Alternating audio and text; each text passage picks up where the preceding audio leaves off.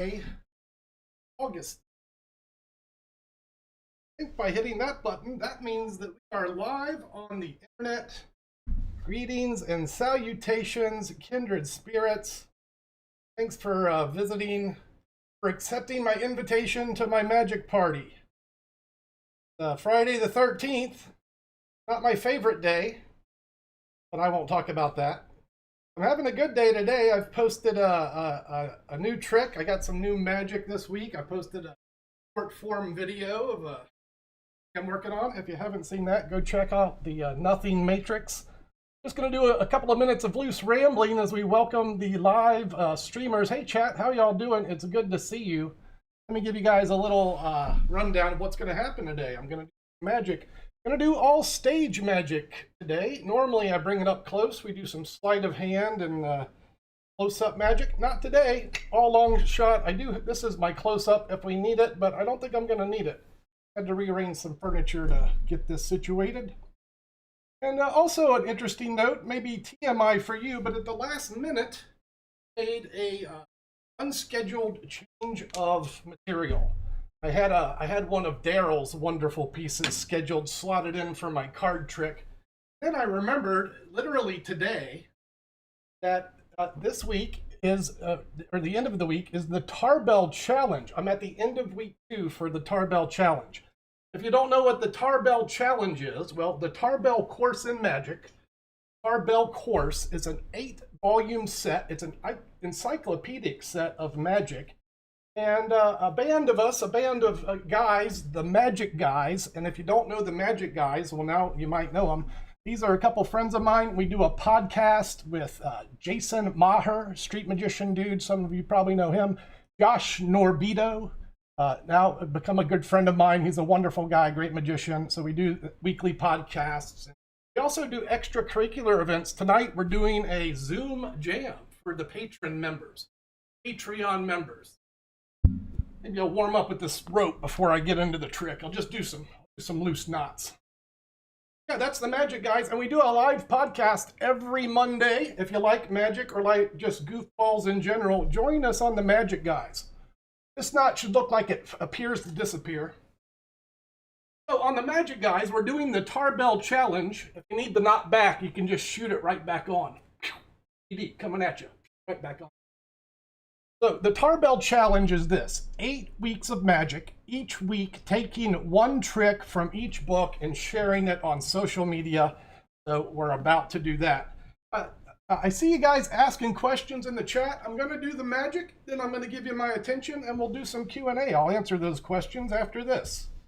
But let me start my official, and my loose goal here is to use this recording as my magic challenge for the Tarbell Challenge this week. So let me use this opportunity to do just that. So greetings and salutations as we present the Tarbell Challenge week 2 little mystery with a piece of braided cotton and a pair of scissors. Yeah, the Tarbell Challenge. Harlan Tarbell was actually a very good rope magician. So I've chosen a couple of rope pieces, a couple of pieces that I've used professionally throughout my magic career.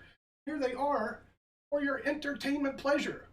Step 1 for the rope trick is you have to cut off the ends.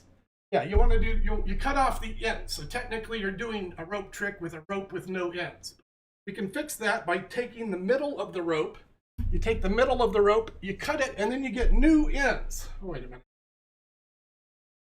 A little bit off there. You really want the rope to be about the same size. But fortunately, I have method 2. Let me just start over here. We're going to use method 2. That was the cut and restored magician's rope. We're going to use the Perplexo rope method. Yeah, Perplexo rope method 2. That's where you take the rope right in the middle. Not only do you cut the middle, giving us new ends, but then you cut the ends off the middle. You cut the ends off the middle. That brings the rope back to one piece. That is my submission for the Tarbell Challenge week 2. Hope you liked it. Right, so there. That was like that's going to be a 1-minute short form video later, I hope. And if not, whatever. I hope you guys enjoyed it now. So I had to make this choice as well when I was picking tricks to do today. I already had a rope trick planned, new trick to my repertoire. I'm going to be doing it a little bit later in better taste. We don't want to overdo the rope magic. But I do want to start the official prestidigitation portion with something a little more flashy. Here we are with the planned program. One of the older tricks in the book, you might have seen it before on TV or the movies. Heck, 16 million of you have seen me do this on the YouTube. It's my most popular video by far. I'm doing it with the stage rings. When I performed it in the shorts, I used the Melero Rings, which I'll talk about shortly, no pun intended. But here it is. Let's do this with, let me do it this way. The mystery of the silver rings. Just so you know, when I talk like that, it's dramatic emphasis. So if you could ooh and ah, ooh, like that, that'd be helpful. That's 4, 1, 2, 3, 4 solid bands of gold. Yeah, solid gold bands. I do chrome plate mine to protect the gold, but they are solid. Yeah, that's an old joke, but I'm an old magician, so I get to do those. I'm grandfathered in, as they say. This is the idea. You make an illusion of solid through solid. So right now it should look like these rings are linking. If you were here, I'd hand them to you. You're not, so I'll just keep going on. I'll explain the ruse, the secret, the MO. It's auditory based. Listen close. You see, when I tap the rings together, it creates this auditory illusion of the rings linking together. Yeah, it should look like one goes through the other. You guys are worried about how I do that. I'm worried about the light that's about 2 inches above the ring. If I hit that light, this show ends quickly. Let me explain. It's too much information. Let me explain from the front how they look like they're linked. Look, if I turn to the side view, you can see they're not really linked. See how it doesn't? Yeah, it's just that rhythmic motion. When I make the sound, it creates the illusion of solid through solid. Looks pretty good, right? I mean, they're not linked. Hey, it looks like they are. Yeah. Once you know that, you can do all kinds of things. Here, let me do one more.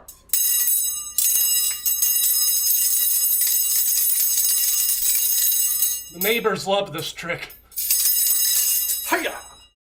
With karate chop sounds, the mystery of the linking rings. And don't forget, you want to try this at home. It's the sound that's gonna sell the trick. You're gonna want to use the bell-like tone. So listen close. As I drop one ring, you hear it hit the other one. It sounds like they're linked. If you don't use the sound, you could tell they were never linked at all. Yeah, that's the trick. And is there any questions? Anyone? Bueller? Confused? Yes? We'll just continue. Save all your questions for the end of the magic portion. Now do this just to be fair.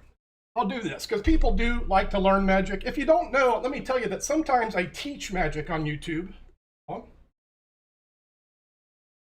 Is it magnets? I tried that. It don't work. Magnets don't work. You know what you can do, chat, is find the applause emojis, the hands that clap like this. And if I do something you like, you put the applause emojis in there, and I can see it visually. It's like an exchange of energy. It's a give and take. And again, I'll get to your questions shortly. About 5 or 6 minutes of magic left, and I'm going to teach you a trick. Yeah, as I was saying, I often teach magic on YouTube. I have a tutorial playlist on my main channel, almost 40 tutorials. And then I offer advanced tutorials in my members. So you can support me, these YouTube efforts, by being a member. I'll talk more about that later.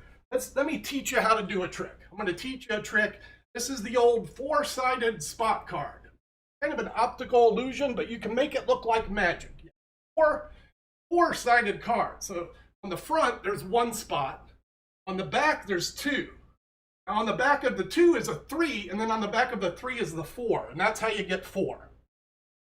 4-sided spot card. Yeah, there's 1 on this side, 2 over here, 3 on the back of that, and 4 on the back of that one, but not really. Now, like I said, oh, there's the applause coming in. There's the applause emojis. Merci beaucoup. All right, here we go. Thanks, guys. Here's the skit, y'all. You can draw one of these at home. You only put 2 spots on 1 card. So cut out a square, get a Sharpie, draw 2 spots, cover it up. It looks like 1. Get it? It's an optical illusion.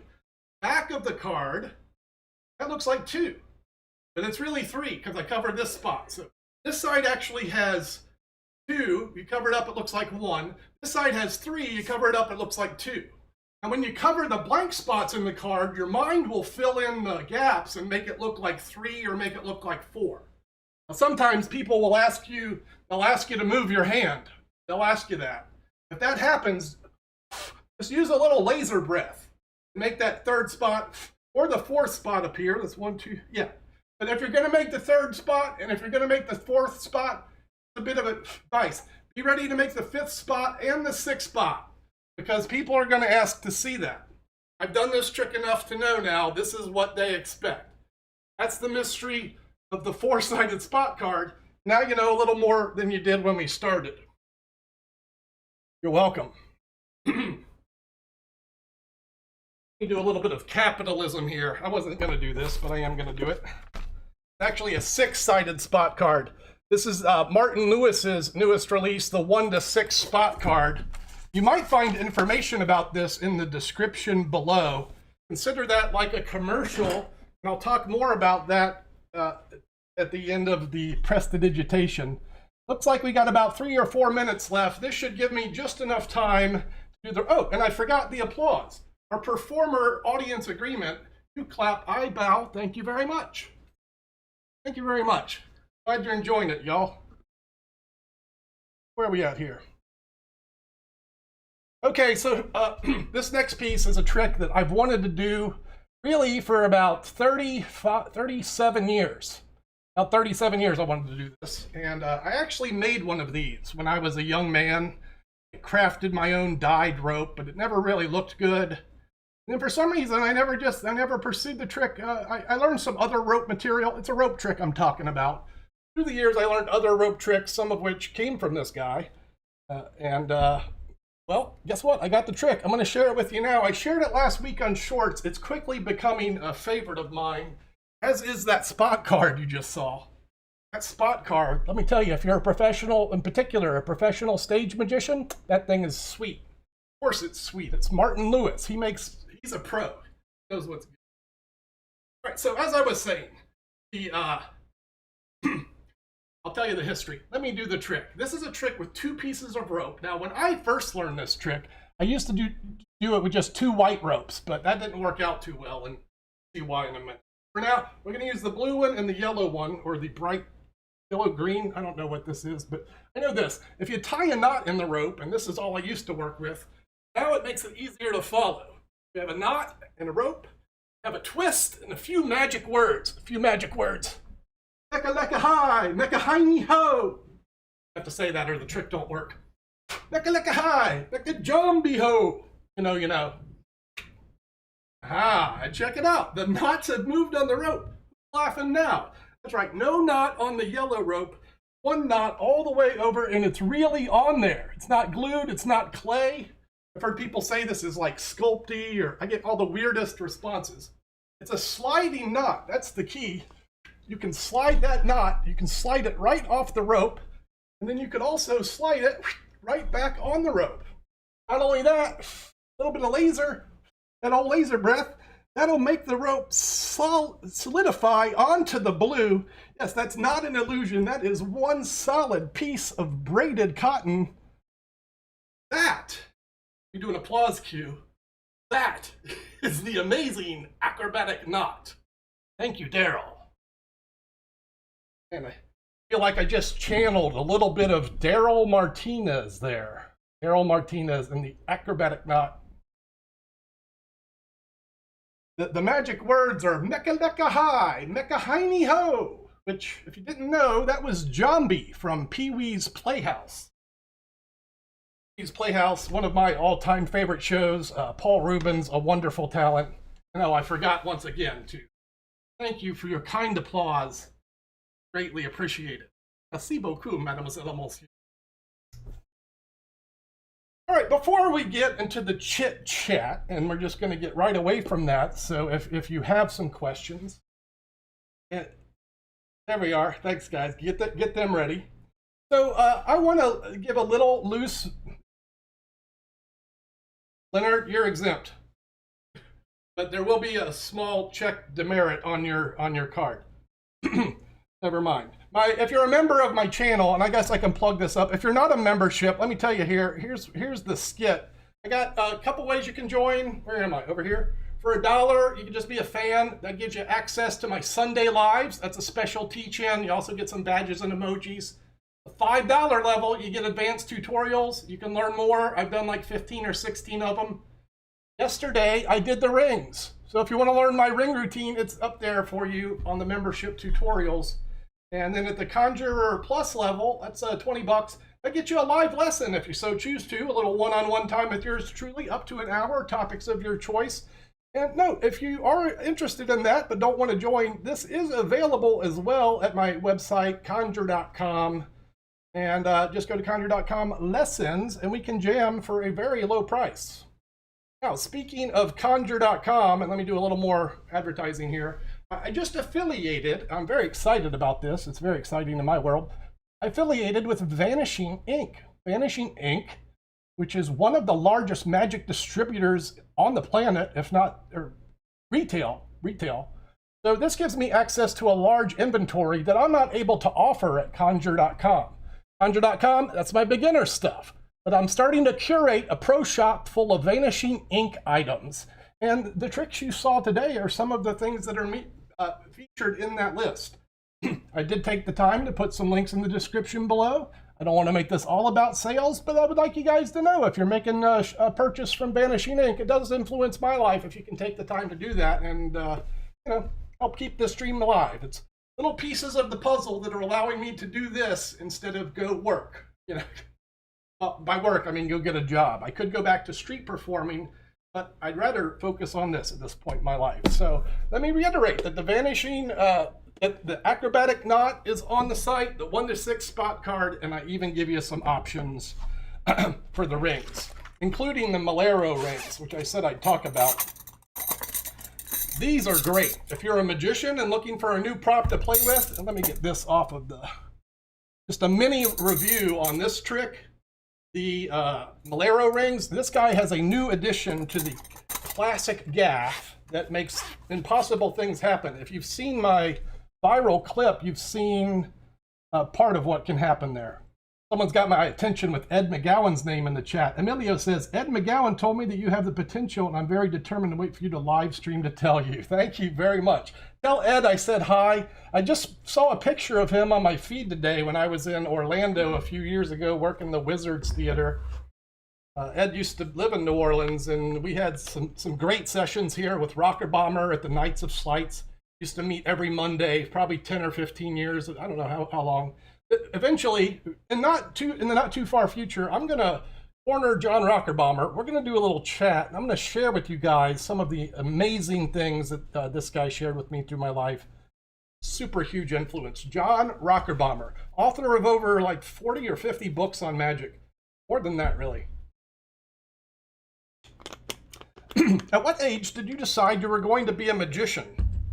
Asked Stephen. I think I made that choice when I was about 15. And that was directly related to Harry Anderson. And in particular, it was a TV Guide article.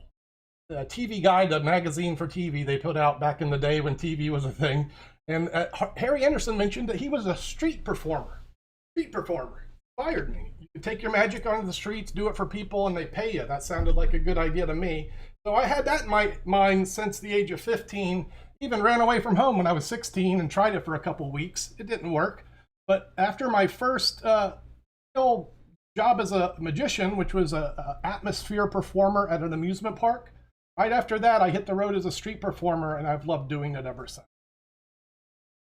That's that.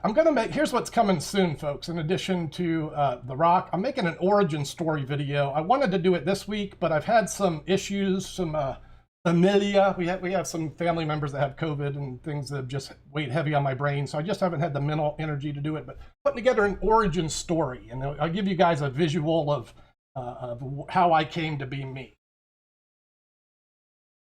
Emilio, the lessons are one-on-one private. We had talked about doing a Zoom thing. I still have that as an option and would be willing to do that. The issue I ran into is that time zones are a thing. Time zones. Not everyone can get together for the Zoom. So instead of that, I opted to do one-on-one private teaching. So So Stop asked, how often do I stream? I stream on YouTube at least once a week. I'm going to try and do more casual streams. Like I plan to do what, like this stream I'll leave up, right? I plan to do that once a week where I do a live stream and leave it up for people to watch. And then like Tuesday, I did a stream for an hour where I just chatted and that's not up. I also stream on TikTok. If you don't follow me there, TikTok at Conjure. I do stream Magic more often there. It's just a little more convenient for me to throw my phone up when I'm doing the YouTube. I feel like I got to set up the lighting and get the razzmatazz a little more special. So yeah, you know, at least once a week here though. And generally I'm streaming 4 or 5 times a week. Hermione asked, what is your favorite magic trick? I'm going to show you my current favorite one. Someone else had asked to see a card trick, and I did have a card trick on the agenda today, but this is my current favorite one. I could do this. It's only supposed to be stage magic. I could stand back here and do it, but it looks a little better if I come up close to you. This was the short I posted today. So here it is live, and it's really nothing. And when I say it's nothing, I mean it's nothing. I take a little nothing, and I'm just going to put a little bit right on the card. Boop. Got right on the card. Take a little bit more nothing, and then I just put it right on the, can you see the holes appearing? It should look, should have worn black for this really. It should look like the holes appear on the card one at a time as I take a little nothing out and just stick it right where it could be. So that's not my favorite trick though. No, that's not my favorite. I'm watching this with you guys on the monitor. I like to watch this one myself. The favorite part of the trick is when you can take one of the holes and move it to another place, like over to here. I'll do that again, even though you didn't ask. Watch as the bottom hole, I'm going to move it right to the top. If I'm not getting this 100% correct, it's because this is a brand new piece. But watch the last hole. I'm going to move it all the way up there. And if you think that's pretty cool, well, check this out. Just a wave of the hand, and they go right back where they started. What the heck? And when you're done with that, you could take the holes, the nothing, put the nothing back. So we're going to put this one, that one goes over here. This piece goes over here. And this one, we're just going to set over here. So that's all the nothing resting in space. If I want to grab them back, I just get them right there on the corner. That's all 4 back. And that is my current favorite trick. I mean, how do you not like that thing? Gonna give it a minute, let that stunned silence settle down. Then maybe you can find the applause emoji. I'll bow for the trick, and then we can have that arrangement done again. So I have this, I have a thing to tell you guys what this is. Just tell you what it is. Michael, the French creator, Michael Chatelain. He's a French creator of, he does a lot of gimmicked card magic, and that is one of his things, called the Matrix Revolution. Did I put that on Conjure.com? I don't know. I think I did. What I've done so far with these products, I've listed the top 10 products, and I've started a book list with them. You can find that at Conjure.com.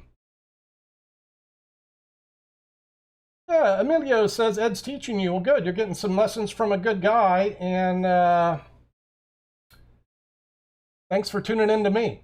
And again, tell Ed I said thanks. Kevin wants to know, what do I like more, the effect or the method? Wow, I like them both, man.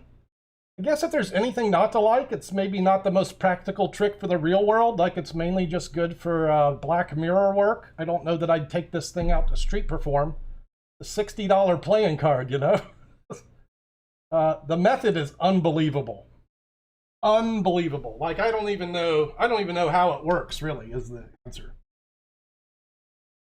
A beauty wants to know my childhood idol. I mentioned Harry Anderson earlier. By far, he was one of them. I started watching Doug Henning on television along with David Copperfield. They both were, you know, influential. When I found Paul Harris's magic, that's really opened my eyes to what I wanted to do. And then like I mentioned Daryl. I did a Daryl piece here. Daryl was a great inspiration. I'll just quit rambling there. I could just keep rambling about magicians who've influenced me. Sergio, the hardest trick to master is the one I'm currently working on. Like for the last 2 days, it was this gimmick card trick. But I've spent months, I've spent years on moves. There's some moves I've spent years on and I'm still not done working on them. So I can't really answer the hardest thing because I haven't learned it yet. Josh asked, what was the first magic trick that you ever saw somebody do that stunned or amazed me? The first one that comes to my mind, I'm going to tell you two. When I walked into a magic shop in Dothan, Alabama, and this was when people smoked. The guy would be smoking in his shop because he used to do that in the 80s. He was smoking a cigarette. He took a lit cigarette, put it in his hand, made the lit cigarette vanish. Wow, that's a good one. So that was an incredible trick. Stephen asked if I stream on Twitch. I haven't in a while. I'm a little overwhelmed with the platform, so I stepped away from Twitch. I want to step back. Stay tuned, that might be happening. My favorite cards, the Four of Diamonds. Here's a good question for Mark Powell. What performers inform your street magic work? So, two names really. Cellini, Tom Frank. That's the quick answer. I met Cellini in 1986. He had a convention at his bar, a close-up convention with some of his friends, including Slidini, Frank Garcia, Bob Sheets, Johnny Fox. Seen all those guys. And then Tom Frank is from Cincinnati, where I started my magic career. He was the first guy to invite me out to a pitch and worked with me. He showed me the ropes and really got me started. So those are the two, Tom Frank and Cellini. And hey, Tom, if you see this, thank you. You wouldn't be mad if I just rambled about magicians? I don't know. You know, these live events that I intend to leave up, I like to keep them somewhat reasonable, and I don't mean to cut you guys short by any means, but I think 30 minutes is about the most that a reasonable YouTube viewer would want to watch my face. I am wrong. Well, I'm wrong. I wish I had a clone is what I wish, and then I could send my clone off to hang out with you guys ad nauseum. Ray Nizzle made it. You made it for the last 3 minutes, bro. We're about to wrap it up, but hey, if you made it, you made it. It counts. What is one of your most memorable moments as a magician? I'm gonna come back to that one. That expanded my mind to a place I wasn't ready to go yet. Maybe I should read the questions before I speak them.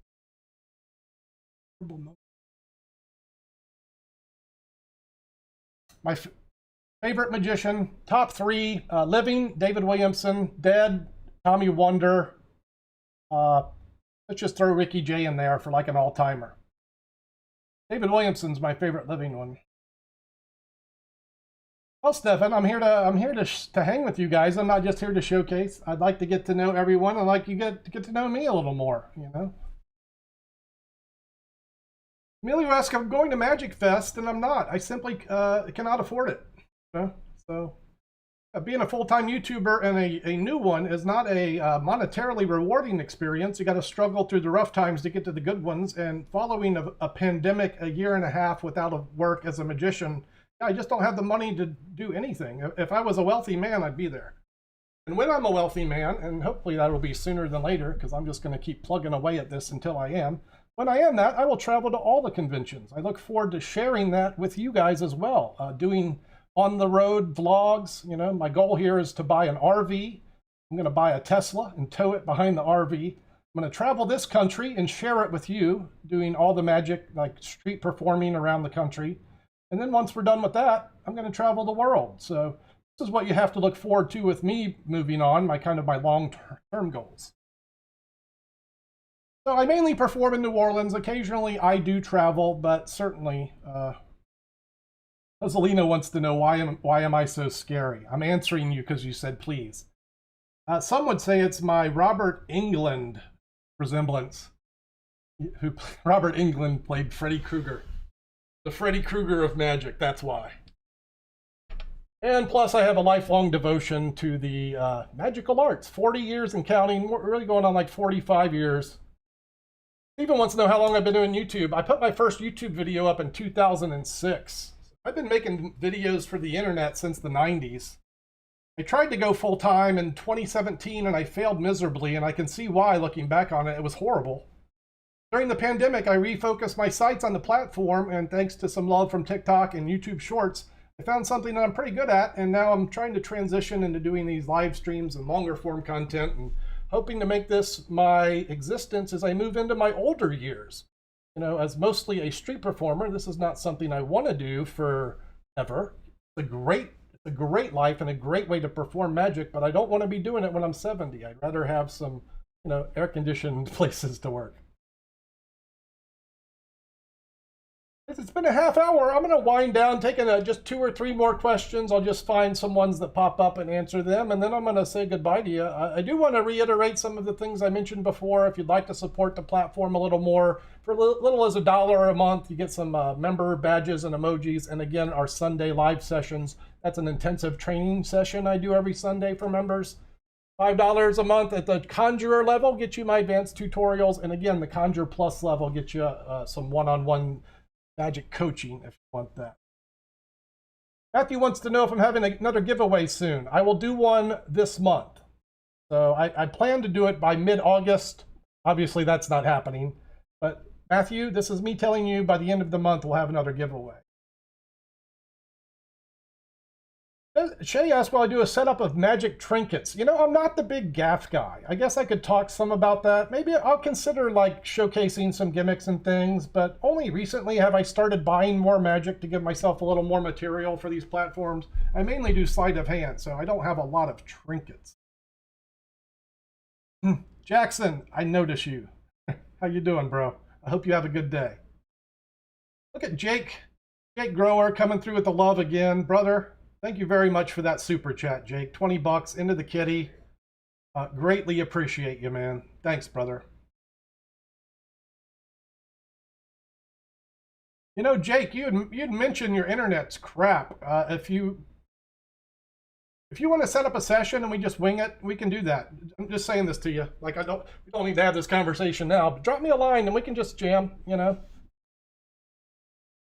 Well, you missed all the magic. You'll have to watch that again, Jake. I started it too. We had a pretty good session. I don't feel like we had too many whammies, which for me is pretty good, because as far as me and online goes, I usually screw up 1 or 2 things pretty good, but today it seemed like the gremlins were at bay. Mark's envious of my Elmsley. And you wouldn't be envious, did you retract that? I learned that Elmsley from the printed page, from the Roy Walton Cascade. Here's what we learned from. This is a good example of what instructions used to look. You used to get something like this. Here's your instructions, good luck. And this is much like the instructions I learned the Elmsley count. It said here's the Elmsley count. It was like 2 paragraphs of minutia printed. I got through it. I learned the Elmsley count on my own from printed 1980s magic instructions. That's what we call stubborn.